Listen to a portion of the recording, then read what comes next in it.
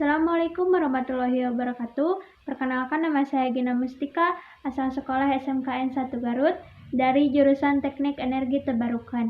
Saya sedang melakukan praktek kerja lapangan secara online yang mempunyai proyek, yaitu membuat mesin absensi berbasis RFID. Saya di sini akan memberikan video tutorial mengenai pembuatan mesin absensi berbasis RFID. Sebelum masuk ke tutorial, saya akan menjelaskan sedikit tentang komponen-komponen yang ada di dalam mesin absensi berbasis RFID. Langsung saja ke video. Oke, yang pertama yaitu PCB. PCB berfungsi sebagai penghubung antara satu kaki komponen dengan komponen lainnya. Yang kedua, Duradus atau junction box. Yang ketiga, node MCU, berfungsi sebagai microcontroller yang akan mengirimkan data dari RFID reader. Yang keempat, RFID reader berfungsi sebagai pembaca ID card dari kartu.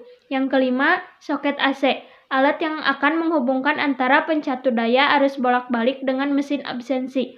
Yang keenam, saklar on-off, yaitu untuk memutuskan dan menghubungkan arus listrik. Yang ketujuh, kepala charger 5 pi, berfungsi sebagai penghubung tegangan dari AC ke DC.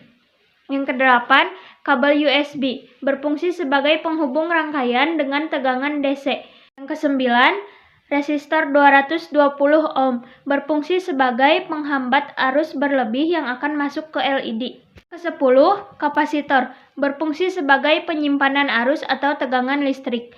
Yang ke-11, LED. LED menyala ketika mesin absensi sudah terkoneksi dengan Wi-Fi, dan LED akan berkedip ketika kartu ditap pada mesin absensi.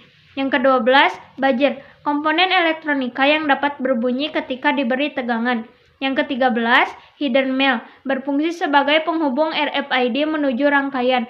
Yang ke-14, header P-mail, berfungsi sebagai soket node MCU dan soket RFID reader.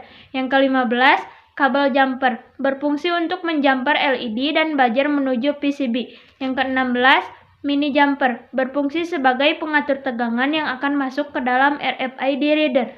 Oke, di situ saya sudah menjelaskan komponen-komponen yang ada di dalam mesin absensi RFID. Sekarang kita masuk ke video tutorial pembuatan mesin absensi RFID.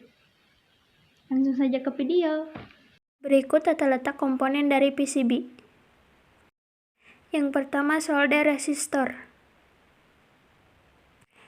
Yang kedua, solder kapasitor. Pastikan kaki negatif dipasang di sebelah kanan dan kaki positif dipasang di sebelah kiri. Kemudian potong header mail menjadi 2 bagian yang berjumlah 2 pin dan 3 pin. Kemudian kupas kabel jumper hingga terlihat tembaga bagian dalam. Kabel jumper ini adalah untuk menjumper LED dan buzzer. Kemudian solder kabel jumper pada bagian LED, pastikan kaki negatif di sebelah kanan dan kaki positif di sebelah kiri.